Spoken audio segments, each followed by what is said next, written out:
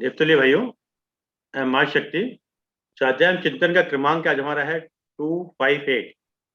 और आज हमारे बीच में है आदरणीय रेस्पेक्टेड श्री अरविंद श्रीवास्तव साहब, जैक्स मेंबर ट्रिब्यूनल है कमर्शियल टैक्स से। और जो आपका विषय है एक्यूप्रेशर मूलभूत सिद्धांत और विकास, आप उससे पूर्व भी एक्यूप्रेशर पे ले चुके हैं और एक प्रकार से उनका आगे धारावाहिक ही चलेगा। और हम आदरणीय चतुर्वेदी साहब से एडिशनल कमिश्नर रिटायर्ड है मैम स्टेट टैक्स से, उससे निवेदन करते हैं कि दो शब्द आदरणीय अरविंद श्रीवास्तव साहब के विषय में कहें। आदरणीय चतुर्वेदी साहब।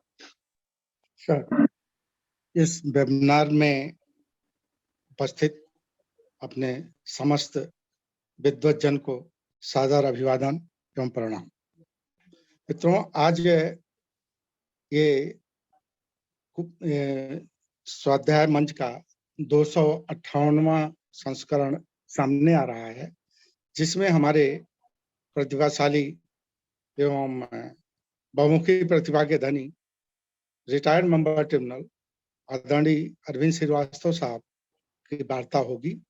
अरविंद श्रीवास्तव साहब विभिन्न सांस्कृतिक एवं सामाजिक संस्थाओं से जुड़े हुए हैं और अत्यंत सक्रिय लोगों में से इन्होंने एक्यूप्रेशर शोध संस्थान प्रयागराज से अपनी डिग्री के पूरा करने के बाद अब ये एक्यूप्रेशर के शोध क्षेत्र में इन्होंने प्रवेश किया है और हर चीज को अपने आयुर्वेदिक सिद्धांतों से जोड़ते हुए और एक नई विधा की ओर एक्यूप्रेशर को ले जा रहे हैं। आज का विषय एक्यूप्रेशर मूलभूत सिद्धांत एवं विकास है और जिसका निश्चित रूप से मूल हमारे प्राचीन उपनिषदों एवं आयुर्वेद के ग्रंथों में मिलता है।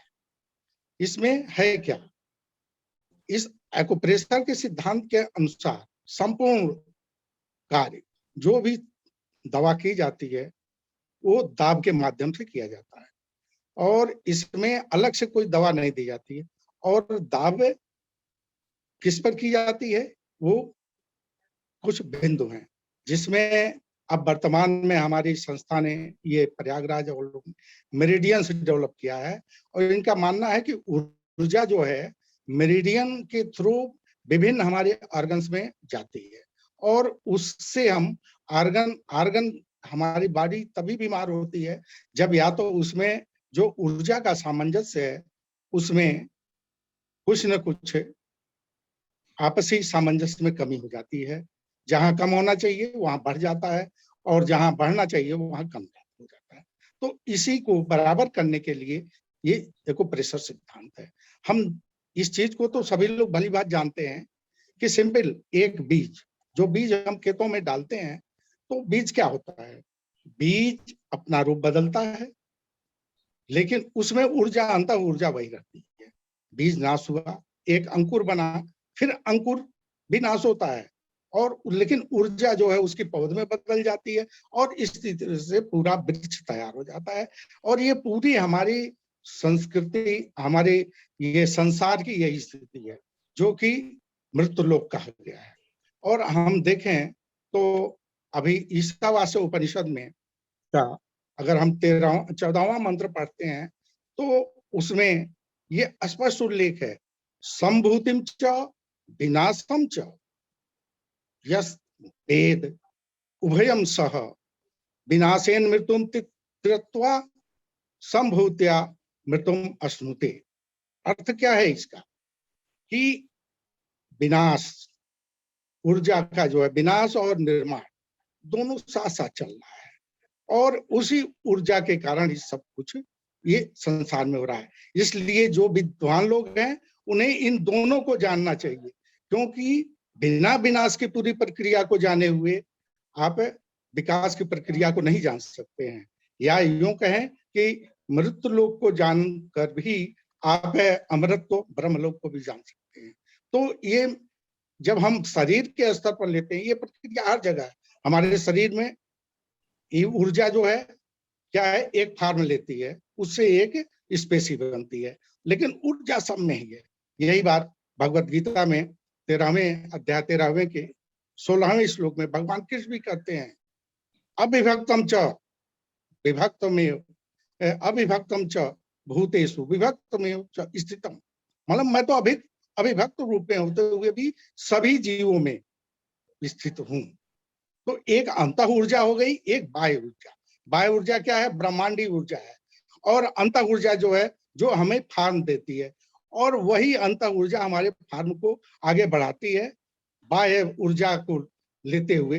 अब होता क्या है, ये समायोजन में कमी आ जाती है। अंतः ऊर्जा हमारी कमजोर पड़ गई किसी कारण से, हमारे जीवन शैली के कारण, खान पान का किसी भी कारण से, और हम ब्रह्मांडी ऊर्जा जो लेना है उसको नहीं ले पाते हैं, विकास रुक जाता है और अंत हो जाता है। अंत में क्या होता है, हमारा ये फार्म ही खत्म हो जाता है। अगर प्रॉपर न है, इसका एक निश्चित समय है, हर एक स्पेसी का एक निश्चित आयु है, उस आयु के पहले ही वो स्पेसी समाप्त हो जाती है। तो एक्युप्रेशर ने इसी सिद्धांत को पकड़ा है कि हमें जो हमारे अंदर की ऊर्जा है, उस ऊर्जा में को ब्रह्मांडी ऊर्जा से कैसे हम बढ़ाएं या घटाएं। इसीलिए इनका यहाँ टर्म आता है टोनिंग एंड सिटेशन। टोन करना मतलब कि हम चाहे मेथी है, ये मैग्नेट है, इन सब से कलर है, उसको जिस ऊर्जा को बढ़ाना है उसको बढ़ाना है, और जिसको घटाना है उसको घटाना है, और ये केवल मेरिडियंस या पॉइंट्स पर लगाकर किया जाता है। तो ये सिद्धांत हमारा, और ये सिद्धांत तो पूरी दुनिया में फैला। हमारे यहाँ से चूंकि हमारा नजदीक के तमाम देश है, जापान है, चीन है, और सभी जर्मनी है, सब ले गए इस सिद्धांत को, सबने उसका यूज किया, और पूरी दुनिया में यूरोपियन कंट्री सब जगह फैला हुआ है। सब इसका लाभ आज भी ले रहे हैं, आगे भी लेते रहेंगे। अब इस बिंदु पर हम आगे और कुछ बात न बढ़ाकर आदरणीय अरविंद श्रीवास्तव साहब से अनुरोध करेंगे कि वो अपनी वार्ता को प्रारंभ करें।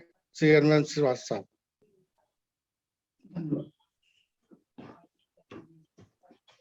यजुर्वेद के इस मंत्र से शुरू कर रहा हूं। या मेधाम देवगणा पितरश्चोपासते तया मामद्य मेधयाग्ने मेधाविनम कुरु। देवता और पितर जिस विद्या, बुद्धि और धन की प्राप्ति के लिए उपासना करते हैं, हे परमपिता परमेश्वर, उसी विद्या और बुद्धि से हमें प्रशंसित और धन वाला कीजिए। स्वाध्याय और चिंतन ग्रुप के कुशल संचालक अरविंद शर्मा सर, मेरे विभाग के अग्रज प्रखर वक्ता श्री आर.एन. पांडे सर, मूर्धन्य विद्वान डॉक्टर आर.के. कालरा सर, मेरे साथ कंधे से कंधा मिलाते हुए आगे चलने वाले सुरेंद्र चतुर्वेदी सर, अखिलेश कुमार जी, और अपनी मोहक हंसी से पूरे सदन को या पूरे सभा को प्रभावित करने वाले श्री नरेश कुमार नेब साहब। इतने विद्वानों की उपस्थिति में मैं क्या कहूं, तो जो धुरेन साहब ने कहा है उससे मैं प्रभावित हूं कि उन्होंने पूरे एक्यूप्रेशर का जो दर्शन है उसको समाहित किया है। और क्यों न हो, क्योंकि यह पूरी एक्यूप्रेशर सिस्टम, पूरी विधा, ये हमारी प्राच्य संस्कृति की धरोहर है और उसी से निकली है। मैं आज ये कहना चाहता हूं कि मैं इस विधा का कोई विद्वान नहीं, विद्वता की कसौटी में मैं कोई खरा भी नहीं उतर सकता हूं, लेकिन आज मुझे इस विधा के संबंध में बताना है तो मैं अपने एक्यूप्रेशर शोध प्रशिक्षण और उपचार संस्थान के 3 जो मेरे मुख्य गुरु हैं, एक ब्रह्मलीन खेमका सर हैं, दूसरे जेपी अग्रवाल सर हैं जो विभाग में अधिकारी हैं, आज की डेट में अधिकारी रहे हैं और आज की डेट में वो संस्था के अध्यक्ष हैं, और एपेक्स कमेटी के एसएस सराफ साहब।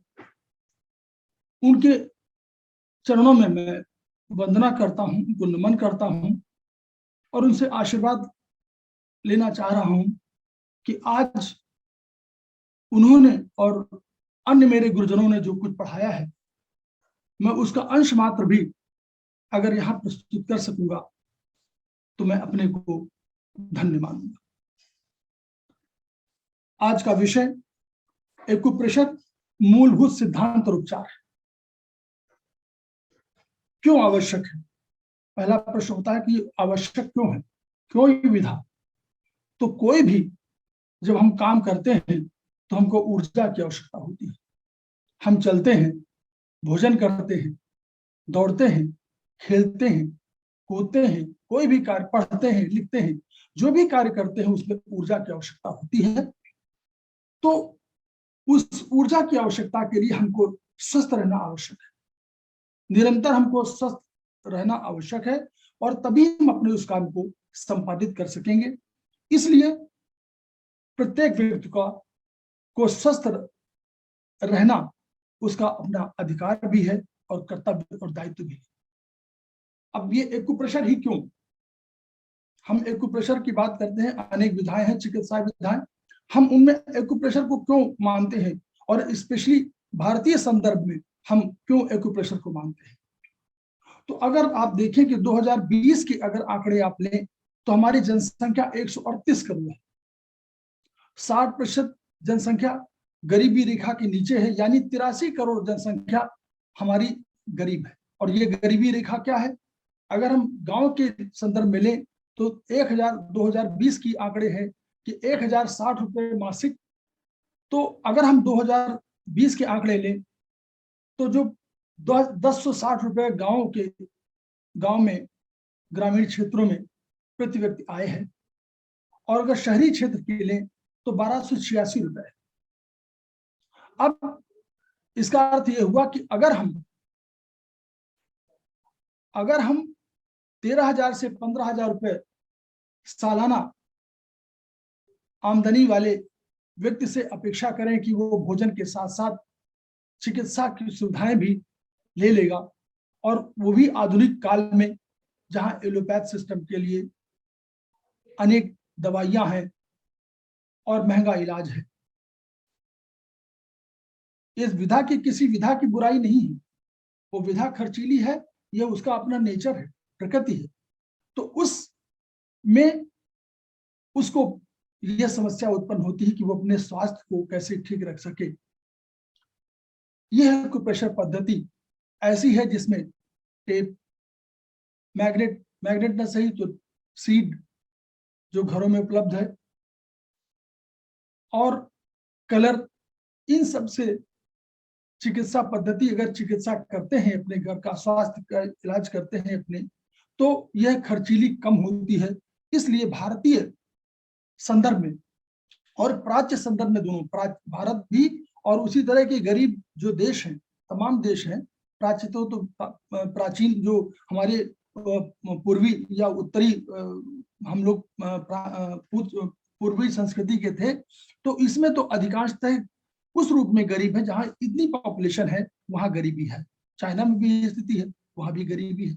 तो इन दशाओं में इस विधा को, एक्यूप्रेशर विधा को अपनाना भारतीय परिवेश में बहुत आवश्यक है और इसकी उपयोगिता बढ़ जाती है। हमारे संस्थान ने, एक्यूप्रेशर शोध प्रशिक्षण उपचार संस्थान ने, खेमका सर ने, वहां के जो हमेशा के लिए अध्यक्ष माने जा रहे हैं, सर्वकालीन अध्यक्ष हैं, ब्रह्मलीन अवश्य हैं, लेकिन उन्होंने एक नारा दिया था कि each one reach one, each one teach one, each one treat one. प्रत्येक व्यक्ति का इलाज हमको करना है, प्रत्येक व्यक्ति को शिक्षित करना है। इलाज तो हम करने के लिए जा रहे कि उसको शिक्षित करेंगे ताकि अपना वो इलाज, अपना और अपने परिवार का इलाज स्वयं कर सके। इसी उद्देश्य के साथ हम लोग आगे बढ़ रहे हैं और ये हमारे पूरे संस्थान का एक नारा है। अब एक्यूप्रेशर है क्या? पहले ये एक्यूपंक्चर के नाम से जाना जाता था। तो एक्यूपंक्चर में क्या होता है, नीडल्स, सोने की और चांदी की छोटी नीडल्स चुभोते थे, उसको कुछ सेकेंड से लेकर के 40 मिनट तक उसको चुभोते थे और उस पे उसका प्रभाव जो होता है वो परिलक्षित होता था। तो ये एक्यूपंक्चर विधि कहलाती थी। इसके साथ अब प्रेशर देने की बात है तो सीड थेरेपी, सीड के माध्यम से भी, चाहे चना हो, मटर हो या कोई भी सीड हो, मेथी हो या घर की कोई भी जो भी आपकी घर में उपलब्ध होती हो, वो सब सीड से उपचार किया जा सकता है, उस सीड के माध्यम से प्रेशर दे करके, ताकि उससे स्टिमुलेशन हो सके। यह सीड थेरेपी है। मैग्नेट, मैग्नेट में दो ध्रुव हैं, एक दक्षिण ध्रुव, एक उत्तरी ध्रुव। तो दोनों में एक ऊर्जा देता है और एक ऊर्जा वापस लेता है। तो उस सिद्धांत के आधार पर मैग्नेट थेरेपी को जहां ऊर्जा बढ़ाने का और घटाने का था, वहां मैग्नेट थेरेपी चली। तो उसको मैग्नेट का जहां यूज करते हैं वो मैग्नेट थेरेपी है। कलर थेरेपी, सूर्य की किरणों में जो 7 रंग हैं, इन रंगों, ये रंग किसी न किसी पदार्थ तत्व की ऊर्जाएं हैं। तो उन ऊर्जाओं के संदर्भ में, अब चूंकि ऊर्जा को घटाना और बढ़ाने का सिद्धांत है, तो इसलिए इन रंगों के माध्यम से, कलर के माध्यम से ऊर्जा को घटाते और बढ़ाते हैं। तो इसे रंग चिकित्सा कहा गया है। तो ये सब चिकित्सा उसी की। अब एक्यूप्रेशर है क्या? एक्यूप्रेशर क्या है कि this is treatment of energy by energy for energy.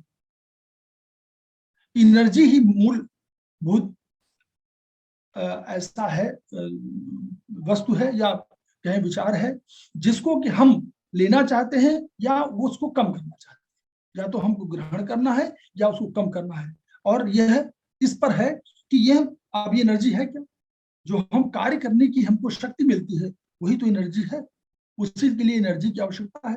हमारी क्षमता क्या है, हम कितना काम कर पाते हैं, ये हमारी एनर्जी है। तो उस काम करने की क्षमता के लिए हम जो है एनर्जी पाना चाहते हैं। और इसीलिए हम अब इस एनर्जी में, जब प्रेशर क्या है, तो प्रेशर हल्का दबाव जब भी आप कहीं पर देंगे तो वो प्रेशर कहलाएगा। अब एक्यू क्या है इसमें? एक्यू प्रेशर, तो एक्यू शरीर के वो सूक्ष्म बिंदु है जिनको तुलना की जाए कि नीडल की तरह है, जो बहुत छोटे हैं, बहुत, उन पर अगर हम हल्के से दबाव देंगे तो जो स्टिमुलेशन होगा, जो हलचल उत्पन्न होगी, वह संबंधित ऑर्गन, जहां पर हम पहुंचाना चाहते हैं एनर्जी को, वहां वो पहुंचेगी। और तब उसमें उसके इसमें स्ट्रक्चर में और फंक्शन में, उस ऑर्गन के स्ट्रक्चर में और फंक्शन में, दोनों में परिवर्तन परिलक्षित होगा। ये सिद्धांत है। अब हम जाएं कि ये कैसे, ये डेवलपमेंट कहाँ हुआ, ये हमारे भारतवर्ष में किस रूप में पहले पला, कैसे बढ़ा। अब आप देखें, छोटे छोटे एग्जाम्पल्स तमाम मिलेंगे आपको, जो जिनको कि हमारी दृष्टि उस तरह नहीं जाती है। लेकिन एक्यूप्रेशर, जब हम स्पर्श की बात करते हैं कि स्पर्श है तो भी एक्यूप्रेशर है, दबाव है, हल्का दबाव है तो भी प्रेशर है, तेज दबाव है तो भी एक्यूप्रेशर है। यानी एक्यूप्रेशर तो स्पर्श से लेकर के तेज दबाव तक सारे के लिए लागू है। तो आप तमाम एग्जाम्पल्स आप दे सकते हैं। अहिल्या का मामला है, मैं वैसे कह रहा हूं कि इस पर विवाद कोई नहीं है, हमने कहा कि विवाद नहीं, लेकिन अहिल्या, अगर अहिल्या शिलावत थी तो हो सकता है कि ब्रेन की फंक्शनिंग ठीक नहीं हो और उसमें स्पर्श करने से राम, जो कि राजा ही नहीं थे, मर्यादा पुरुषोत्तम थे और भगवान के अवतार भी माने जा रहे हैं, तो उनके स्पर्श या उनको योग विद्या के माध्यम से यह ज्ञान प्राप्त रहा हो और उन्होंने स्पर्श किया, और उसको हम कह सकते हैं कि जो उनको फ्लैसिड स्पैस्टिक टाइप का जो पैरालिसिस थी, उसको उन्होंने दूर कर दिया और वो शिलावत से नारी हो गई। तो यह एक प्रसंग हो सकता है। नाभि का में रावण का वध का उल्लेख है। अब नाभि में रावण के वध का उल्लेख है। आप देखें, सीवी चाइनीज या कोई जो हमारे ट्रेडिशनल सिस्टम मेरिडियन का है, उस मेरिडियन में CV8 कंसेप्शन वेसल मेरिडियन कहलाती है। वो CV8 जो है नाभि का पॉइंट कहलाता है। नाभि का पॉइंट जो है हमारे एक्यूप्रेशर सिद्धांत में बहुत महत्वपूर्ण माना जाता है। और चाइनीज, मतलब ये चाइनीज सिस्टम और आयुर्वेदिक एक्यूप्रेशर दोनों में इस बात को महत्व दिया गया है कि नाभि में सारी नाड़ियां आकर के मिलती हैं और वो वहां से संदेश ग्रहण करती हैं, ऊर्जा ग्रहण करती हैं। अब ये ऊर्जा ग्रहण करने काम है, यहीं से आपका नाभि से ही आपकी उत्पत्ति हुई है। तो ये इस पॉइंट के चारों ओर 4 पॉइंट ऐसे हैं जो बहुत महत्वपूर्ण हैं। जैसे CV6 उसके जस्ट लगभग 2.5 सेंटीमीटर नीचे एक CV6 ऊर्जा का सागर कहलाता है। CV8 हमने खुद बताया कि वो नाभि है। नाभि टल जाने पर वो जो ऑर्गन्स आसपास होते हैं वो अपने स्थान पर नहीं रहते हैं, तो उसमें कहीं खिंचाव पैदा होता है और कहीं वो दबाव पैदा करता है, तो वो उसका हो गया। CV9 इसके ऊपर लगभग वही 2.5 से 3 सेंटीमीटर के बीच में आप CV8 के ऊपर CV9 पॉइंट है, वो कहलाता है कि वो जल तत्व का नियमन करता है। तो जल तत्व की जो बैलेंसिंग है वो जो है CV9 के माध्यम से होती है। अगर CV8 के नाभि के बगल में आप देखें तो वहां पर लेफ्ट में आपका शुगर ट्रीटमेंट उसी वहां से होता है। राइट में जो पॉइंट है उससे एड्रिनल ग्लैंड्स, यानी एड्रिनल ग्लैंड्स वो है जो किडनी के ऊपर 2 ग्लैंड्स होती हैं, और वो क्या करती हैं कि जब कभी आपके फ्लाइट और फाइट की बात हो, जब आपको कहीं भागना हो या आपको लड़ना हो, शेर के सामने लड़ना हो, या आकस्मिकताओं में जब ऊर्जा की आवश्यकता होती है तो वो स्टिमुलेशन करती हैं और वो एक स्राव निकालती है जिसको एंडोक्राइन ग्लैंड्स इनको कहते हैं, और इनसे हार्मोन्स निकलते हैं। और ये हार्मोन्स और ब्रेन दोनों मिलकर के, मतलब जो सेंट्रल नर्वस सिस्टम है और हार्मोन दोनों मिलकर के शरीर की समस्त क्रियाओं का नियंत्रण करते हैं।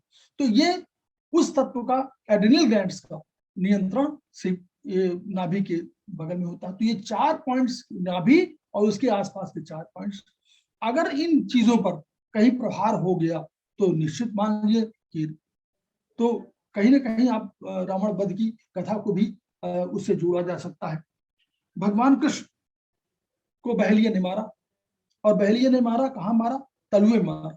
तलवे में हम लोगों के हिसाब से, एक्यूप्रेशर के हिसाब से K1 पॉइंट है। K1 पॉइंट होता है मतलब किडनी का 1 पॉइंट। किडनी का 1 पॉइंट हाई बीपी में इसको इलाज करते हैं। अगर हाई बीपी हो रहा हो और बेहोश हो गया हो तो भी ये इमरजेंसी पॉइंट है और उसको दबाने से हम ठीक करते हैं। अब मान लीजिए उसमें कोई तीर लगा और लो बीपी हो गया, तो लो बीपी में तो ऑलरेडी जो है आदमी सरवाइव नहीं कर पाएगा, तो ये भी एक पॉइंट है। माथे पर आप देखें, माथे पर बिंदी लगाने का सिस्टम है। तो माथे पर बिंदी लगाने का सिस्टम क्या हुआ? माथे में जहां पर बिंदी लगाती हैं लेडीज, वहां के जस्ट पीछे पिट्यूटरी ग्लैंड है। पिट्यूटरी ग्लैंड ऐसी ग्लैंड है जिससे इतने अधिक हार्मोन्स निकलते हैं जो मास्टर ग्लैंड कहा जाता है। हालांकि सुपर कंट्रोलर तो हाइपोथैलेमस है, लेकिन पिट्यूटरी ग्लैंड का भी इतना ही योगदान है कि उससे लगभग 8 या 10 सिक्रेशंस होते हैं हार्मोन्स के, और प्रारंभिक से बचपन से लेकर के ग्रोथ और प्यूबर्टी लेवल उसके ऊपर भी ये सब की आवश्यकता कंट्रोलर पॉइंट यही पिट्यूटरी ग्लैंड की कंट्रोलर होते हैं। तो आप वो भौतिक सुखों का सबसे महत्वपूर्ण ऑर्गन वो ग्लैंड कही जाती है। तो अब भौतिक सुखों के लिए, और उसका रंग भी लाल होता है, तो लाल रंग की बिंदी अधिकांश लगाने का जो प्रचलन है वो वहां से शुरू।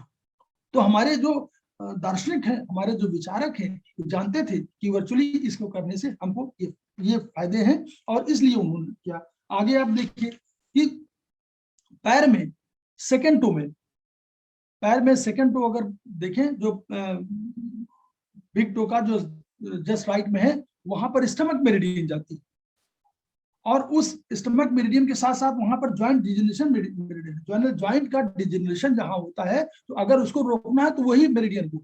अब उस मेरिडियन में अगर हम आपको प्रेशर, हमने विषय पहना दिया, तो उससे एक प्रेशर लगातार बनता रहा, और उसकी वजह से अगर स्टमक ठीक है, एक्यूप्रेशर में स्पेशली, एक्यूप्रेशर ये मानती है, भले वेस्टर्न साइंस मानता हो, कि हमारे शरीर का स्टमक जो है और स्प्लीन सबसे महत्वपूर्ण ऑर्गन है, जो एनर्जी को शुरुआत में ही देते हैं, शुरुआत में ही बनाने का काम वही करते हैं। इसलिए स्टमक और स्प्लीन की हमारे यहाँ विशेष महत्ता है। तो अगर उस मेरिडियन को आप दबा रहे हैं, प्रेशर दे रहे हैं, तो निश्चित रूप से वो स्टिमुलेशन अपने आप होता रहता है, तो स्टमक ठीक रहे। जॉइंट डिजेनरेशन, लेडीज खड़ी रहती हैं, अगर खड़ी रहने पर दर्द होने तो घुटनों के दर्द वगैरह होता है, तो उससे भी निजात मिलने के है। तो ये सब होता है। अब आप देखिए, वज्रासन में बैठने का विचार जो होता था कि खाने के बाद 10 मिनट आप वज्रासन में बैठिए। तो वज्रासन में बैठने से जो मेरिडियन, स्टमक मेरिडियन है, वो बिल्कुल पैर के सामने के भाग से जाती है। तो जब वहां बैठते हैं तो वो पूरी मेरिडियन कहीं ना कहीं स्टिमुलेट होती है। इसलिए वज्रासन में बैठने का 10 मिनट का प्राविधान रखा गया कि आप वज्रासन में बैठिए। अब आप देखिए रिंग फिंगर, हम लोग रिंग फिंगर को देखिए। रिंग फिंगर में हमारा जो है ये और जिसकी एंडोक्राइन सिस्टम है। एंडोक्राइन सिस्टम माने वही सिस्टम जो स्टिमुलेशन करता है हार्मोन्स का। तो हार्मोन्स का एंडोक्राइन सिस्टम है। तो रिंग फिंगर में आपको अंगूठी पहना दी गई, तो उससे प्रेशर लगातार होता रहेगा और वो जो है आपका स्टिमुलेशन होता रहेगा। तो इससे आप आता हुआ। कान में आप देखिए, कान का जो पॉइंट है, टीचर्स अधिकतर कान के पॉइंट को दबाते थे। जब स्टूडेंट कभी बात नहीं बता पाता था तो उनको दो चीजें हैं, इससे विचार क्या होगा, एक तो कान का जो दर्द है वो ठीक होता है, नंबर 1। नंबर 2, अगर कान के सुनने की शक्ति कम होती है तो TW17 दबाया जाता है, तो एक पॉइंट उसका हो गया। तो और उसी के माध्यम से जब कान में सुनाई अधिक पड़ेगा तो कंसंट्रेशन होगा और ब्रेन को सही संदेश जाएगा और ब्रेन उसके हिसाब से सही एक्शन लेगा, इसलिए उसको लॉ को दबाते थे। तो ये देखिए जानकारी है, लेकिन उस रूप में हम लोगों को भले न मालूम हो, लेकिन जानकारी सब है। ये हम लोगों का हुआ। और उस काल में जब चरक संहिता की बात कर रहा था तो मैंने पिछले वक्तव्य में ये कहा था कि जब कहीं बीमारियां घेरने लगी तो हमारे ऋषि मुनि हिमालय के तलहटी में जाकर के उन्होंने एक सभा की।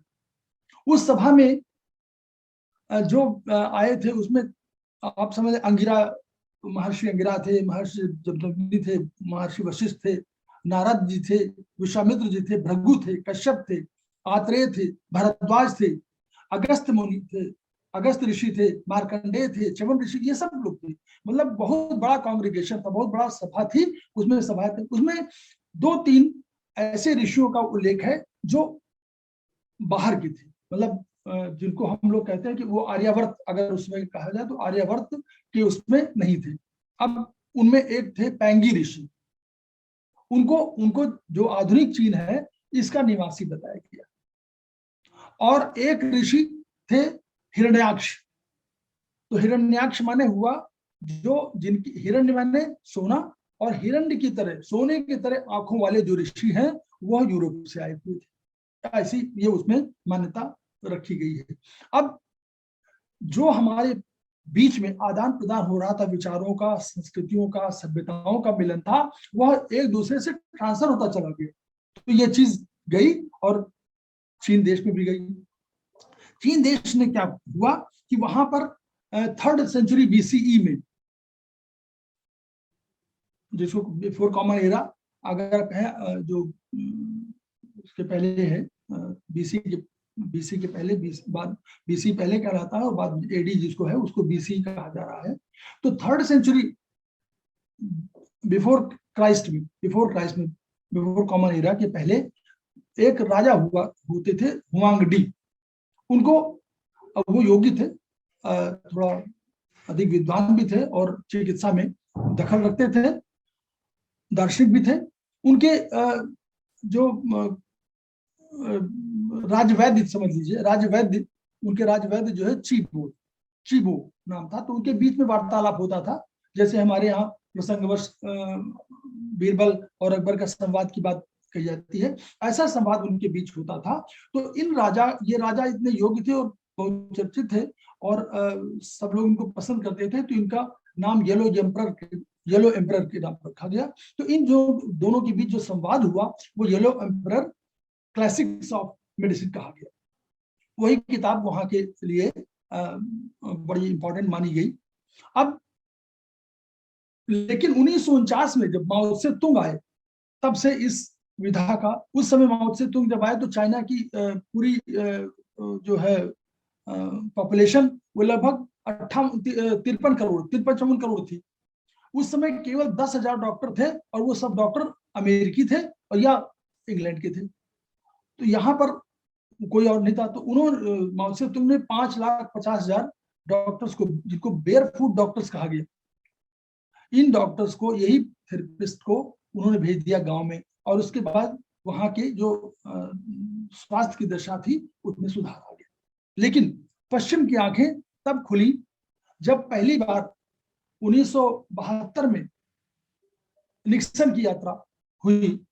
तो वही लगभग 21 फरवरी से 28 फरवरी के बीच में निक्सन की यात्रा होती है, और उसके पहले जुलाई अगस्त में 1971 जुलाई अगस्त में वहां के न्यूयॉर्क टाइम्स के एक जेम्स रस्टन, एक उनके प्रवक्ता वो है न्यूयॉर्क टाइम्स की तरफ से प्रतिनिधि, वो आते हैं चाइना। चाइना आने के बाद वो बीमार पड़ते हैं और उनको अपेंडिक्स का दर्द होता है। अपेंडिक्स का दर्द होने के बाद वो उनका ऑपरेशन कर देते हैं डॉक्टर, ये अपेंडिक्स निकाल दिया। उस अपेंडिक्स निकालने से भी दर्द कम नहीं हुआ। तो जब दर्द कम नहीं हुआ तब वहां के डॉक्टर्स ने नीडलिंग किया, जिसको नीडलिंग, जो ये बेयरफुट डॉक्टर्स का जो कंसेप्ट है, इन लोगों ने नीडलिंग किया, थेरेपिस्ट को कहा गया। और जब नीडलिंग किया तो वो उसके 1 घंटे बाद दर्द समाप्त हो गया और फिर कभी नहीं हुआ। जेम्स रस्टन ने जो न्यूयॉर्क टाइम्स को रिपोर्ट भेजी, उसमें उन्होंने इस विधा को महत्वपूर्ण माना और कहा कि जो विधा ऑपरेशन के माध्यम से मेरे दर्द को ठीक नहीं कर पाई थी, हमारी विधा, हमारी चिकित्सा विधा, उसको उन्होंने हमेशा के लिए खत्म कर दिया। तो ये ST 36.5 ST का 36.5 जो पॉइंट है, ये घुटनों के जस्ट नीचे आता है, स्टमक का पॉइंट, वहां उस मेरिडियन को उन्होंने ट्रीट किया था। और उसके पश्चात पश्चिम की आंखें खुली और पश्चिम के द्वार इस पूरे सिस्टम के लिए हमेशा के लिए खोल दिए। अब चूंकि ऊर्जा का संतुलन ही हम एक्यूप्रेशर कह रहे हैं, तो ऊर्जा, जैसा कि अभी हमारे दुरेंद्र साहब ने बताया कि ऊर्जा दोनों तरफ से है। तो हम लोगों ने क्या किया था, जो हमारा ये भारतीय संस्कृति में ये कंसेप्ट था, विचार था कि हम प्रकृति के साथ तादात्म्य स्थापित करते हैं। हम पेड़ों को भी पूजते हैं, नदियों को भी पूजते हैं, अपने पशु पक्षियों को भी पूजते हैं, कौओं को भी पूजते हैं। मतलब हमारे यहाँ सब ये, तो प्रकृति के साथ जो संतुलन है वो हमारे यहाँ बहुत महत्वपूर्ण रहा। और यही कारण था कि हम, अब देखिए, हम इसको कब से कहते आ रहे हैं कि प्रकृति के साथ संतुलन हमारा आवश्यक है। और आप वेस्टर्न मेडिसिन, किसी विधा की बुराई नहीं कर रहे हैं, लेकिन चूंकि सत्य है, सत्य उद्घाटित कर रहे हैं कि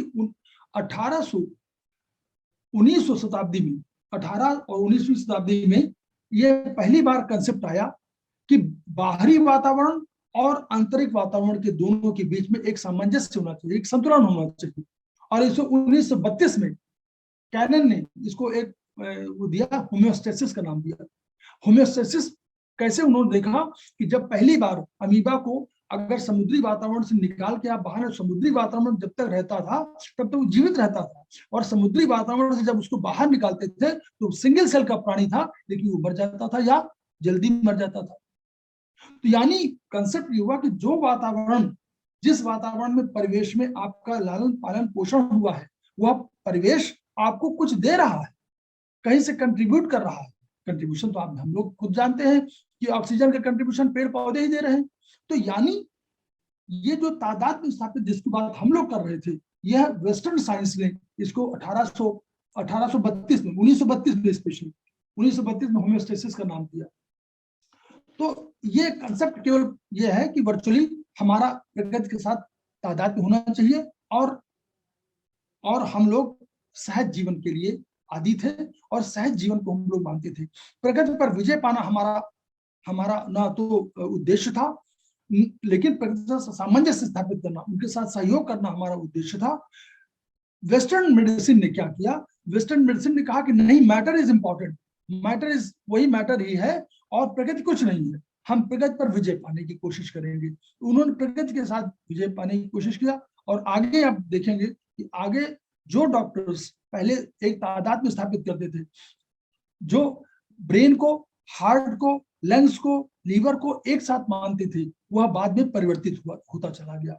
और वेस्टर्न मेडिसिन ने क्या किया, वेस्टर्न साइंस ने कहा कि ब्रेन अलग है, हार्ट अलग है, लंग्स अलग है, किडनी अलग है, लीवर अलग है, और सबके सबके स्पेशलिस्ट हो गए। ब्रेन के स्पेशलिस्ट ने कहा कि हम हार्ट का कोई चिकित्सा नहीं करेंगे क्योंकि हार्ट की प्रॉब्लम नहीं है। हार्ट ने कहा कि नहीं, हम तो लीवर की चिकित्सा नहीं करेंगे, लीवर का मैं आदमी हूँ। लीवर के स्पेशलिस्ट ने कहा कि मैं तो किडनी जानता नहीं, किडनी वाले दिखाइए।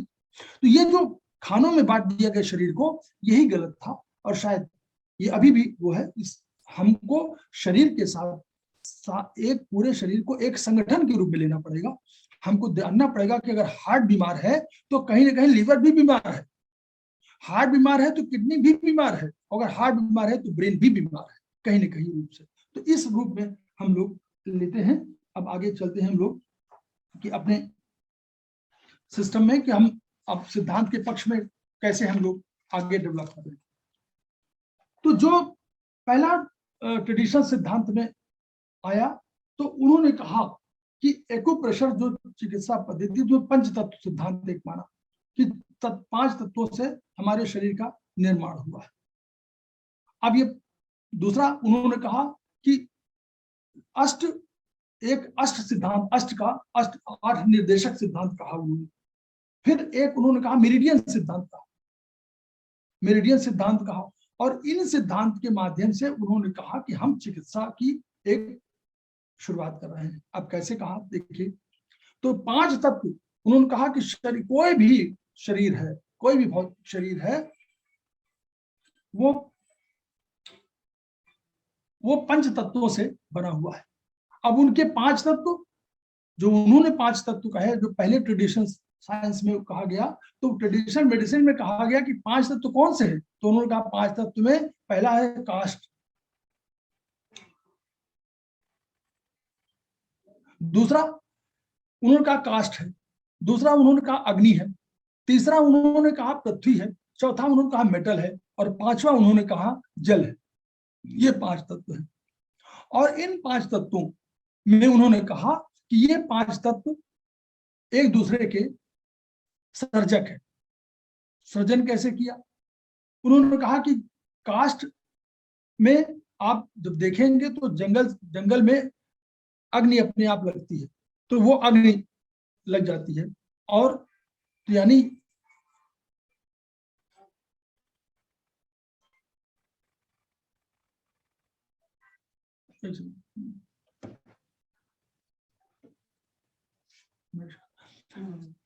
तो उन्होंने कहा जंगल में आग लग जाती है, तो इसका मतलब हुआ कि उन्होंने कहा कि यह जो है कास्ट है वह अग्नि का पेरेंट, मदर फादर है, उसका जनक है। फिर अग्नि जब लगी तो वो बुझी और बुझने पर राख बनी, राख बनने के बाद वो पृथ्वी के रूप में कन्वर्ट हो गई, तो पृथ्वी का जनक अग्नि है। अग्नि, अगर आप पृथ्वी को आप खुदाई करें तो आपको मेटल मिलेंगे, जैसे कि आप ज्वालामुखी में पाते हैं। तो उन्होंने कहा कि मेटल जो है, मेटल का जनक पृथ्वी हुआ।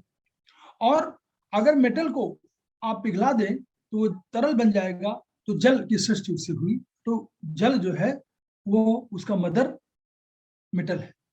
अब जल को अगर आप जल से सिंचाई नहीं करें तो वृक्षों का जीवन संभव नहीं है। तो जल है, जल काष्ठ का जनक है।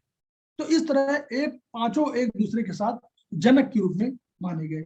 अब उन्होंने कहा यही नहीं है, इनके बीच में अंतर संबंध दूसरा भी है।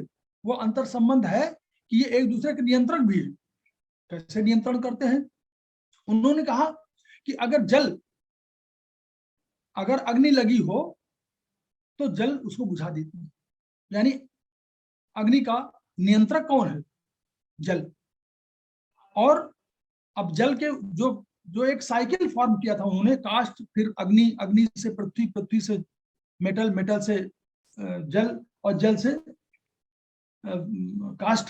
तो उस रूप में उन्होंने कहा कि अगर देखें तो दो पायदान पहले जल आता है, अग्नि से 2 पायदान पहले जल आता है। यानी जो रिलेशनशिप हुआ वो पिता का पिता यानी बाबा, तो बाबा कंट्रोल्स होता, तो ग्रैंडसन को कंट्रोल करने के लिए बाबा को उसमें उन्होंने कहा। और उसी तरह देखिए, अब अगर वृक्ष, अगर पृथ्वी है तो उसको घेरने के लिए वृक्ष घेर लेंगे उसको और पृथ्वी की लंबाई चौड़ाई कम हो जाएगी। तो यानी वृक्ष जो है या काष्ठ जो है वह कंट्रोल कर रहा है पृथ्वी को। अग्नि, अग्नि का काम क्या है? अग्नि अगर मेटल होगा तो अग्नि उसको पिघला देगी, तो अग्नि जो है मेटल का कंट्रोलर है। पृथ्वी, अगर जल कहीं हो रहा हो तो गांव में मेड़ बांधने के लिए पृथ्वी का, जब जल बह रहा होता बाहर तो मेड़ बांधने के लिए प्रयोग करते हैं मेड़ पृथ्वी का। तो पृथ्वी जल की नियंत्रक है। उसी तरह अगर वृक्ष को काटना हो तो मेटल की कुल्हाड़ी से काटा जा सकता है। तो यानी मेटल जो है वह वृक्ष का या काष्ठ का नियंत्रक है। इस नियंत्रण से और उस सिस्टम से उन्होंने यह कहा कि अगर, चूंकि शरीर, भौतिक शरीर 5 तत्वों से मिलकर बना हुआ है और ये आपसी संयोग का परिणाम है, और ये हो सकता है कि किसी में काष्ठ तत्व अधिक हो, किसी में अग्नि तत्व अधिक हो। तो हम सब पंच महाभूतों से जो पंचभूतों से जो पंच तत्वों से जो हमारा निर्माण हुआ है, तो उनमें उन्होंने कहा कि अगर किसी में असंतुलन है, किसी की ऊर्जा में, किसी के रंग में, तो ये दूसरे से उसको कंट्रोल किया जा सकता है। तो ये जो, तो इसलिए उन्होंने कहा कि कंट्रोलर, फिर उन्होंने कहा कि इन उनकी अपनी ऊर्जाएं भी। उन्होंने कहा कैसी ऊर्जाएं? उन्होंने कहा कि अगर आप जंगल में जाते हैं तो आप क्या पाते हैं? आपको वहां 2 चीजें मिलती हैं। एक तो हरा रंग मिलेगा और एक कहेंगे आप कि वहां वायु बहुत अच्छी मिलेगी, वहां की वायु बड़ी अच्छी है। तो वायु उस काष्ठ की ऊर्जा हो गई और रंग हो गया काष्ठ का हरा। अब अग्नि में उन्होंने 2 ऊर्जाओं की, जो अग्नि फायर थी, फायर में जो कंसेप्ट था, फायर तत्व, उसमें 2 ऊर्जाएं थी।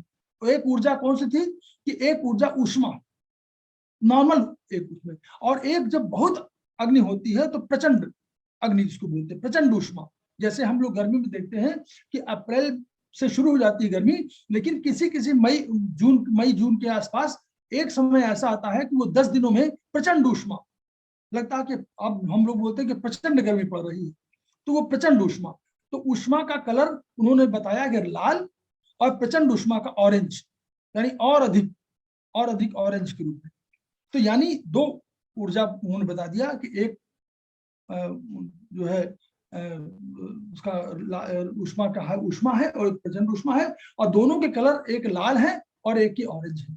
तो ऊष्मा का तो 6, मतलब 5 तत्व हुए, लेकिन ऊर्जाएं 6 उन्होंने दिया। पृथ्वी में उन्होंने कहा कि जब बारिश होती है, नॉर्मली देखिए आपकी बारिश होती है तो बारिश होने पर आप क्या पाते हैं? आप ह्यूमिडिटी, नॉर्मली पृथ्वी में ह्यूमिडिटी के कंसेप्ट अधिक है, तो ह्यूमिडिटी पृथ्वी की उन्होंने ऊर्जा दी। और एक और कहा कि भाई पृथ्वी का रंग क्या है? तो आप देखें, जैसे मुल्तानी मिट्टी या पिरोड़ मिट्टी हम लोग देखते थे, तो पिरोड़ मिट्टी का कलर भी येलोइश है, व्हाइटिश नहीं है, येलोइश है। फिर और मुल्तानी मिट्टी में आप देखें तो हल्के से येलोइश है, व्हाइटिश नहीं है। तो उन्होंने पीला रंग माना पृथ्वी का, और उसके साथ साथ उसका ऊर्जा जो मांग लिया वो ह्यूमिडिटी मान लिया। मेटल को उन्होंने शुष्क माना, शुष्क, बिल्कुल सूखा। मेटल में पूरा कंसंट्रेशन है, सूखा हुआ है, तो उसकी जो उसकी ड्राइनेस, उसकी एनर्जी मान लिया गया, और उसका कलर मान लिया गया व्हाइट या ब्राउन।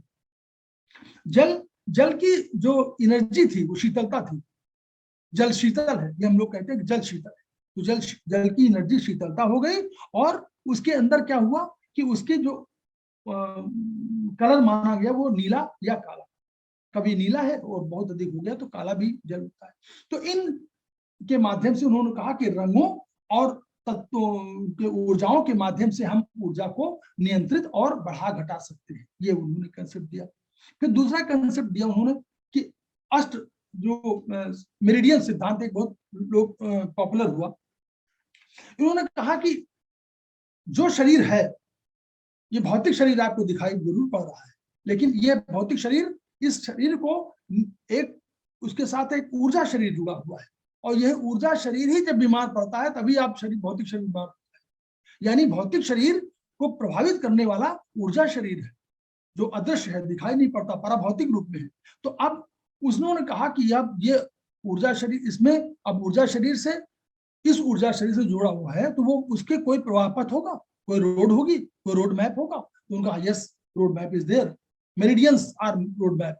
ये मेरिडियंस हमारी रोड मैप है, वही हमारी राजमार्ग है। उन्हीं राजमार्गों से होकर उन्होंने कंसेप्ट दिया कि इन्हीं मेरिडियन से मनुष्य की उत्पत्ति हुई है, इसी मेरिडियन से, इन्हीं मेरिडियन से मनुष्य की उत्पत्ति हुई है, इन्हीं मेरिडियन से बीमारी इन राजमार्गों से प्रवेश कर जाएगी अंदर, और इन्हीं से जब आप इलाज करेंगे तो इन्हीं राजमार्गों से, जैसे घर के दरवाजे हैं, एक दरवाजा आने का है तो वही दरवाजा बाहर जाने का है, तो उसी तरह उन्होंने कहा बीमारी भी जब भगाएंगे तो इन्हीं मार्गों से भगाएंगे।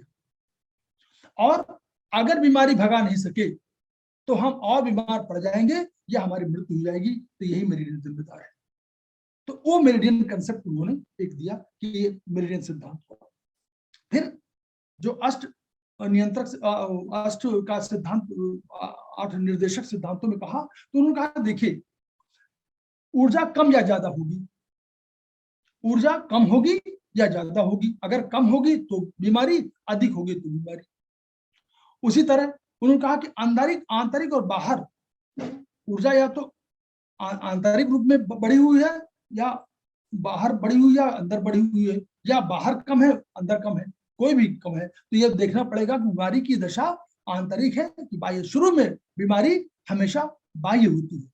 अगर प्रकृति की प्रचंड आप ठंडक लगती है तो पहले आपका शरीर, बाहरी शरीर, क्योंकि शरीर भी रक्षा करता है और उसके भी डिफेंसिव की होती है, डिफेंसिव एनर्जी होती है, वो डिफेंसिव एनर्जी कोशिश करती है कि बीमार न पड़े, लेकिन फिर भी बीमार पड़ जाते हैं। तो उस समय पहला प्रथम स्तर एक्यूट बीमारी बोलते हैं कि एक्यूट, अभी बीमारी एक्यूट दशा में है, और जब अंदर प्रवेश कर जाती है तो ये मान लें कि बीमारी क्रॉनिक रूप अख्तियार कर लेती है, क्योंकि वो ऑर्गन को प्रभावित करने लगती है, फिर ऑर्गन से टिश्यू में जाती है, टिश्यू से फिर सेल में जाती है। तो सिस्टम यही है कि पहले सेल है, सेल से बना टिश्यू है, टिश्यू से बने ऑर्गन है, ऑर्गन से बने सिस्टम है, सिस्टम से बना शरीर है।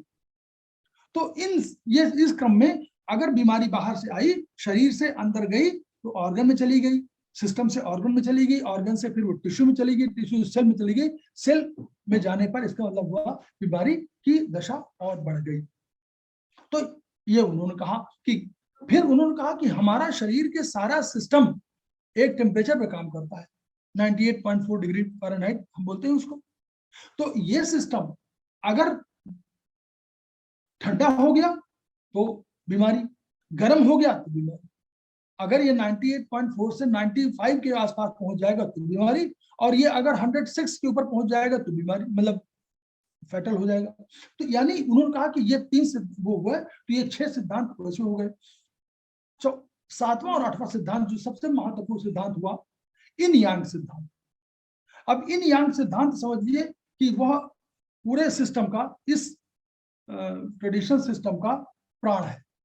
इसको ही सबसे अधिक कठिन माना गया, क्योंकि यह कंसेप्ट है, यह विचार है। यह विचार क्या है कि यह विचार यह है कि प्रकृति तो अविभाज्य है और प्रकृति परम सत्ता है, और उस प्रकृति ने अपने 2 रूपों में अपने को प्रकट किया। हम भी कभी आगे दर्शन में हो सकता है पढ़े हम लोग कि परा प्रकृति अपरा प्रकृति हो सकता है वो, लेकिन मैं ये भी नहीं कह रहा हूं क्योंकि अभी उस पर बहुत रिसर्च नहीं हुआ है। लेकिन 2 रूपों में प्रकृति ने व्यक्त किया अपने को, एक इन के रूप में और एक यांग के रूप में। एक, लेकिन दोनों निरपेक्ष नहीं है, दोनों सापेक्ष बल है, दोनों एक दूसरे के विरोधी नहीं है, दोनों एक दूसरे के पूरक बल है। इनमें यांग का भाग है और यांग में इन का भाग है, दोनों चलायमान है, निरंतर चलायमान है, रुकते नहीं है। तो इसलिए कभी यांग इन में कन्वर्ट होता है, कभी इन यांग में कन्वर्ट होता है। जैसे जीवन मरण एक चक्र है, वैसे ही इन यांग का एक चक्र है। इन क्या है? इन आपकी वो क्षमता है जो आपके अंदर विद्यमान है, और यांग वो क्षमता है, वो चीज है जो आप कार्यकारी शक्ति के रूप में अपने को प्रकट करते हैं। दोनों में ये अंतर हुआ। तो एक ऊर्जा आकाश की, उन्होंने कहा कि एक ऊर्जा ऊपर की ओर चली गई और वो विरल सत्ता के रूप में थी, और उसने जाकर के आकाश का निर्माण किया, स्वर्ग का निर्माण किया। दूसरी सत्ता जो थी वह चली गई, दूसरा बल चला गया नीचे की तरफ, और वो कंडेंस हो गया और उसने पृथ्वी का निर्माण किया। और इस पृथ्वी और आकाश के बीच में एक मानव का जीवन संतुलित हुआ। तो एक शक्ति संगठित होकर के ठोस के रूप में गई और एक बिरल के रूप में आकाश को गई। तो आकाश में क्या हुआ, आकाश और सूर्य उसके प्रतीक हो गए, आकाश के प्रतीक सूर्य हो गए, तो सूर्य यांग हो गए। सूर्य सबसे बड़ी प्रबल सत्ता थी, सबसे अधिक प्रकाशमान थे, सबसे अधिक चमकीले थे, सबसे अधिक ऊर्जावान थे, तो यांग कहा गया। और पृथ्वी उसके कंपैरिजन में इन थी। क्यों? क्योंकि वो कम प्रकाशमान है, कम चमकीली है, इस अधिक स्थिर है और उसमें ठंडापन अधिक है इन कंपैरिजन टू सूर्य। अब चंद्रमा के संबंध में अगर कहें, अगर एक पैरामीटर हम लोग ले लेंगे आकार के आधार पर, तो चंद्रमा यांग हो जाए, चंद्रमा इन हो जाएगा और पृथ्वी यांग हो जाएगा, क्योंकि पृथ्वी से चंद्रमा छोटा है। तो इन और यांग एक दूसरे का, जैसे स्त्री पुरुष, ये जब रूप है स्त्री पुरुष, ऊपर नीचे, समय सर्दी गर्मी, ये सब उनके डुअलिटी का जो कंसेप्ट है, वही कंसेप्ट इन्होंने अपने इन यांग के उसमें कहा। और इसलिए इन यांग का जो ये हुआ कि जब उन्होंने कहा कि इन यांग क्या है, इन यांग को बाद में उन्होंने वो कहा कि इन यांग का प्रस्फुटन देखिए, जो प्रत्येक पदार्थ और ऊर्जा उस रूप में है, यानी समस्त ऑर्गन्स या तो इन है या यांग है। और उनमें चूंकि इनमें इन भी है, यांग भी है, और यांग में इन भी है और यांग भी है, इसलिए एक दूसरे के साथ उन्होंने पूरे ऑर्गन से जोड़ा। अब कहा ऊर्जा कैसे आती है, तो उन्होंने कहा ऊर्जा दो तरह से प्राप्त करते हैं आप। एक ऊर्जा आप प्राप्त करते हैं कहां से, एक ऊर्जा प्राप्त करते हैं पार्थिव, इसमें आप भोजन लेते हैं, जल लेते हैं, वायु लेते हैं, ये ऊर्जा आपकी पार्थिव ऊर्जा है। लेकिन एक ऊर्जा ब्रह्मांडीय ऊर्जा है, वो ब्रह्मांड से आपको मिलती है और वो समय अंतराल में मिलती है, और आपको इन्हीं एकु विद्युत जिनको कहते हैं आप, इन्हीं के माध्यम से शरीर में आती है। अब जब ऊर्जा दो रूप में मिल गई, अब दोनों ऊर्जा अपने को उन्होंने एक कंसेप्ट में रखा। और अब फिर क्या हुआ, दो तरह की शिक्षा हुई। एक ऊर्जा बाहरी सतह पर विचरण कर रही है, एक ऊर्जा बाहरी सतह पर विचरण कर रही है, और इसको उन्होंने एक क्लॉक दिया कि वो क्लॉक बना, उस क्लॉक के हिसाब से फंक्शन करती है। और दूसरी ऊर्जा उन्होंने कहा कि दूसरी ऊर्जा एकु बिंदुओं के माध्यम से, यही मेरिडियन के माध्यम से शरीर के अंदर पंच तत्व सिद्धांत के अनुसार कार्य करती है, जो पंच तत्व का सिद्धांत है। जो अब इन्होंने पूरे ऑर्गन्स को इन और यांग भागों में बांट दिया। कहा कि जो अंदर के ऑर्गन्स है, तो ऑर्गन्स में उन्होंने 12 ऑर्गन्स स्पेशली लिए। 12 ऑर्गन्स में उन्होंने 5-6 ऑर्गन्स मान लिए कि जो लगातार कार्य कर रहे थे, जैसे हार्ट लगातार कार्य करता है, लंग्स लगातार कार्य करता है, लीवर लगातार कार्य करता है, स्प्लीन लगातार कार्य करता है, किडनी लगातार कार्य करती है। एक ऑर्गन जो उष्मा का बताया गया, प्रचंड उष्मा का था, उसके लिए उन्होंने एक ऑर्गन का कंसेप्ट दिया। हालांकि वो एक ऑर्गन एग्जिस्ट करता है, वो पेरिकार्डियम कहा। पेरिकार्डियम एक ऑर्गन का भाग है, वो हार्ट का कवरिंग है, इसलिए उसको पेरिकार्डियम कहा गया।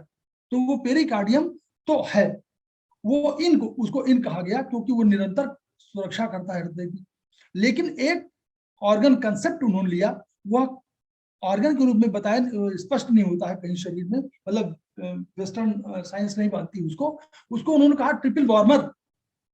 उस ट्रिपल वार्मर को कहा कि वो ट्रिपल वार्मर माने शरीर के 3 हिस्सों में बांट दिया। उन्होंने कहा कि यहाँ तक छाती तक जो आपका भाग है वो ऊपर का भाग हो गया, और छाती से नाभि तक का भाग होगा मिडिल वार्मर हो गया, और उससे नाभि से नीचे का भाग हो गया लोअर वार्मर। इन 3 वार्मर को क्यों, इन 3 वार्मर के बीच में, वार्मर माने जो शरीर को गर्म रखते हैं, यानी उसका टेम्परेचर मेंटेन करते हैं। तो इन ऑर्गन्स के नियंत्रक भी अलग अलग कर दिए। ऊपर का उन्होंने कह दिया कि ऊपर का तो हार्ट और लंग्स कंट्रोल करेंगे, बीच वाले को उन्होंने कहा कि भाई लीवर कंट्रोल कर लेगा, और नीचे वाले को उनका स्प्लीन और किडनी कंट्रोल कर लेंगे।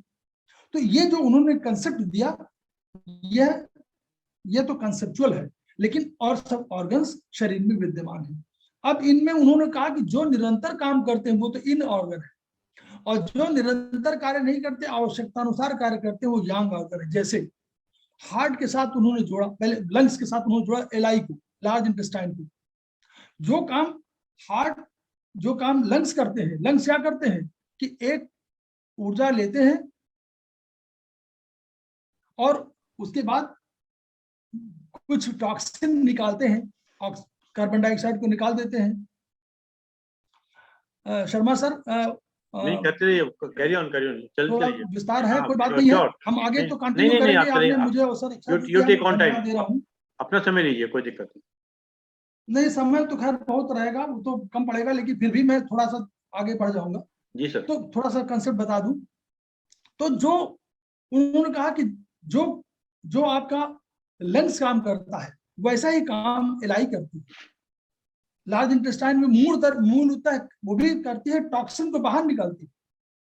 जो आपका मल है वो टॉक्सिन के रूप में, अगर वो मल रह गया तो कूड़ा कचरा के रूप में आपको बीमार कर देगा, तो उसको बाहर निकालने का काम करते। तो एक तरह का ऑर्गन हुआ कंसेप्चुअली, तो उन्होंने उनको पेयर ऑर्गन कह दिया। तो यानी एक ऑर्गन हो गया जो निरंतर काम कर रहा है, कौन? वो है लंग्स, उसको इन ऑर्गन कहा। और जो कभी कभार जब आवश्यकता पड़ती है तब काम करता है लार्ज इंटेस्टाइन, तो उसको उन्होंने कहा ये यांग ऑर्गन है। उसी तरह हार्ट निरंतर काम करता है, तो हार्ट के साथ उन्होंने जोड़ा एसआई को। हार्ट का काम क्या है? हार्ट सर्कुलेशन करता है, पोषण करता है, और हार्ट पोषण करता है। उसी तरह काम क्या, पोषण क्या करता है? वो हीमोग्लोबिन को ले जाता है, हीमोग्लोबिन को ट्रांसफर करता है, सब जगह पोषण पहुंचाता है। तो वो जो काम कर रहा है, पोषण देने काम कर रहा है हार्ट, वैसा ही काम एसआई करती है। कैसे, क्या करती है? एसआई जो आपके तत्व है, जो आपके मिनरल्स है, विटामिन है, आपके भोज्य पदार्थ है, एमिनो एसिड्स है, इन सबको वो सोखती है, शोषण करती है, एब्जॉर्प्शन करती है, और एब्जॉर्प्शन करने के बाद उसको उनसे रक्त बनाने का काम करती है। यानी दोनों एक दूसरे के पूरक के रूप में हुए, तो वो एक इन हो गया और एक यांग हो गया। किडनी के साथ यूरिनरी ब्लैडर जुड़ा हुआ है। किडनी क्या करती है? लगातार काम करती इन है, और यूरिनरी ब्लैडर कभी कभार काम करता है या आवश्यकता पड़ने पर काम करता है, तो उसको उन्होंने याद कर दिया। लीवर और गॉल ब्लैडर, लीवर निरंतर काम करता है तो लीवर इन ऑर्गन हुआ, और गॉल ब्लैडर जब आपका फैट टिश्यू आते होता है तब गॉल ब्लैडर से बाइल जूस निकलता है, इसलिए उन्होंने उसको जोड़ दिया कि लीवर के साथ है, लीवर इन है और वो यांग है। अब स्टमक और स्प्लीन का काम दो तरह का है। स्प्लीन और अभी सामान्य के काम में बात कर रहा हूँ। स्प्लीन और स्टमक दोनों, स्प्लीन निरंतर काम करती है, वो डिफेंसिव है, वो डिफेंस की सबसे बड़ी ऑर्गेनाइजेशन है। सबसे बड़ा समझिए पुलिस कंट्रोल जो भी कह लीजिए, सेना का या जो भी कहे वो है, वो उसी पास सब आते हैं, और वो अपने बीमार सेल्स को नष्ट भी करती है। बूढ़े और बीमार जो निष्क्रिय हो रहे हैं उन सेल्स को नष्ट करने का काम भी स्प्लीन करती है। सबसे बड़ी ऑर्गेनाइजेशन है, तो वो निरंतर काम करती है, इसलिए उसको इन कहा। और स्टमक, जब आप खाना खाते हैं तभी स्टमक फंक्शन करता है, इसमें उसको स्टमक को उन्होंने यांग ऑर्गन कहा। तो इस रूप में उन्होंने इन सबको बांटा कि 5 वो, और पेरिकार्डियम को उन्होंने माना कि पेरिकार्डियम इन ऑर्गन है जो लगातार सक्रिय है हार्ट को करने के लिए, और यांग ऑर्गन के रूप में ट्रिपल वार्मर को उन्होंने माना। तो इस रूप में उन्होंने ये पंचतत्व सिद्धांत किया, और 8 निर्देशक सिद्धांत हुआ, और मेरिडियन सिद्धांत हुआ। ये सिद्धांत लोकप्रिय हुआ, और इनके माध्यम से आगे चल के उन्होंने धीरे धीरे विस्तार दिया कि क्योंकि जब कभी किसी ऑर्गन में आपका असंतुलन है, तो उस ऑर्गन की या तो नियंत्रक ऊर्जा या उसकी सक्षम ऊर्जा को बढ़ाना है या घटाना है, ये निर्णय आपको लेना है ऑन द बेस, मतलब जो सिम्टम्स आपको आ रहे हैं। तो इन आधारों पर उन्होंने अपनी शुरू किया। अब ये चूंकि ये कंसेप्ट इतना है, अब इसके आगे तो ये बेसिक कंसेप्ट इतना है, अब इसका भी विस्तार बताना है, तो वो हम अभी इसको जब भी अगला होगा तो मैं उसको कंटिन्यू कर जाऊंगा, तो यहीं से शुरू कर दूंगा उसको कि मैंने इतना बताया था। अब इसको आगे रूप देना है कि कैसे कैसे शरीर में क्या क्या आपके पास कहाँ कहाँ मेरिडियंस हैं, और उनको कैसे कंट्रोल करना, या मेरिडियंस कौन जिम्मेदार है और किस काम के लिए जिम्मेदार है, वो आपको देखना पड़ेगा। पूरे इतना सामान्य बता रहा हूं कि मेरिडियंस का जाल पूरे शरीर में उन्होंने 12 मेरिडियंस, 12 ऑर्गन्स की 12 मेरिडियंस स्थापित किया और 2 कंट्रोलिंग मेरिडियंस, और उनके माध्यम से पूरे शरीर में कहा। और इनको जानने के बाद आप ये तो कर सकते हैं कि जो हम लोग कहते हैं कि आप रिंग को ऐसे चला लीजिए, तो इन सब का प्रयोगता वहां पर है कि जब रिंग को चलाते हैं आप, या आप रोलर को चलाते हैं और आप इस तरह ऐसे किसी बॉल को चलाते हैं, तो इनके माध्यम से आप क्या करते हैं, इनके माध्यम से स्टिमुलेट करते हैं किसी एनर्जी को, नाभि की एनर्जी को स्टिमुलेट कर रहे हैं, नाभि SI-LI इसमें स्टिमुलेट हो रहे हैं। तो उसी तरह हम लोग बताते हैं कि ये स्टिमुलेशन है, इसको आप स्वयं कर सकते हैं, इसको बाहर की जरूरत नहीं है। तो आगे हम लोग करेंगे। शर्मा सर को धन्यवाद इस आशय के लिए, और इस मैं शुक्रगुजार हूं उनका कि उन्होंने मुझे 6 जुलाई तक के लिए हर महीने निर्देश दिया है कि मैं कुछ बोलूं, तो मैं उनका आदेश शिरोधार्य है, मैं आगे तत्पर रहूंगा। और हमारा तो ये देखिए, हमारा आपका ये विचार है, आपने रखा स्वाध्याय, हम पढ़ते हैं और उसको आपके सामने रखते हैं, तो हम आपस में चर्चा करते हैं, और उससे हम लोग, आप भी चिंतन करते हैं, हम भी चिंतन करते हैं कि इसको और क्या चाहिए। तो स्वाध्याय और चिंतन शायद मूल भावना यही है। और मैं जितने श्रोता हैं मेरे, मुझसे सब अधिकांशतः वरिष्ठ हैं, मैं किन शब्दों में उनका आभार व्यक्त करूं, मेरे पास शब्द नहीं है। और मैं RN पांडे साहब का शुक्रगुजार हूं, उनके सामने तो वैसे मैं बोल पा रहा हूं, यही क्या कम है मेरे लिए, शायद बहुत बड़ी बात। धन्यवाद आदरणीय अरविंद श्रीवास्तव साहब, आपने बहुत सरल तरीके से आज हमको एक्यूप्रेशर के मूलभूत सिद्धांत बताए।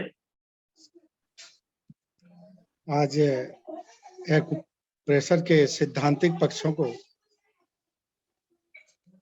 प्रस्तुत किया गया, और निश्चित रूप से एक्यूप्रेशर विधा में आगे बढ़ने के लिए सैद्धांतिक पक्षों को जानना भी आवश्यक है। और ये तो स्पष्ट हो गया कि हमारा जो बाह्य फॉर्म है, बाह्य रूप है, और इसके साथ ही साथ हमारा एक अंतर रूप है जिसे ऊर्जा शरीर कहते हैं। तो दोनों में ऊर्जा तो है, दोनों में बाह्य ऊर्जा और आंतरिक ऊर्जा, और आंतरिक ऊर्जा को समायोजित करते हैं हम बाह्य ऊर्जा से। ये एक्यूप्रेशर का मूल सिद्धांत है, जैसा कि अभी हमने बताया।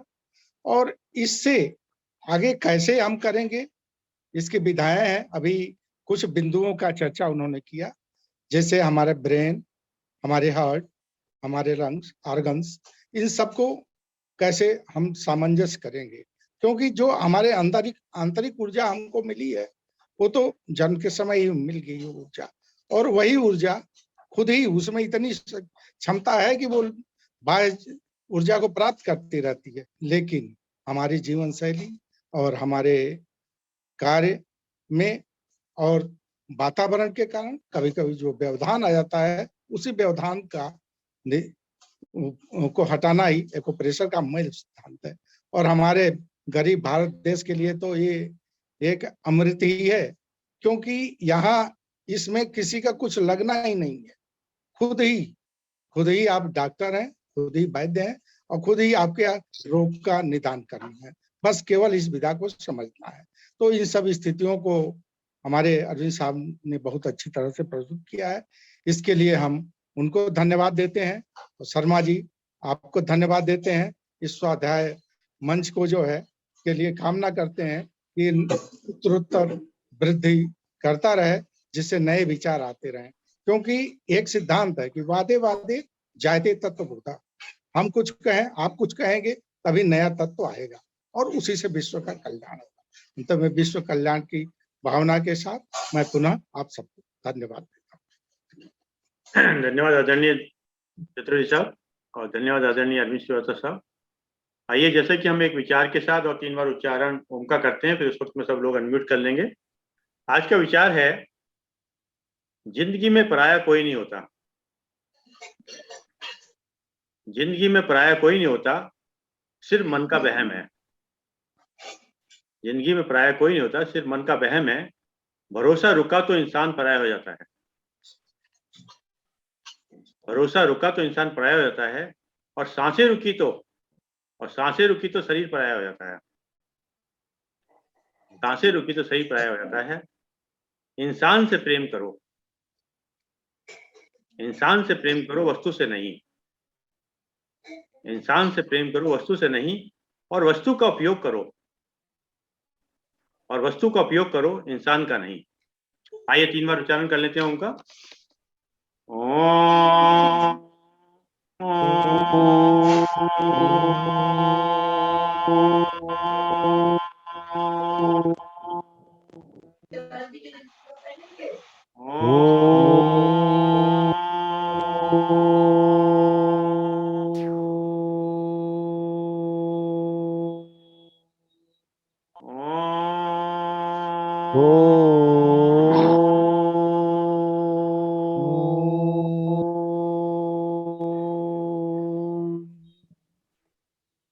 शांति शांति।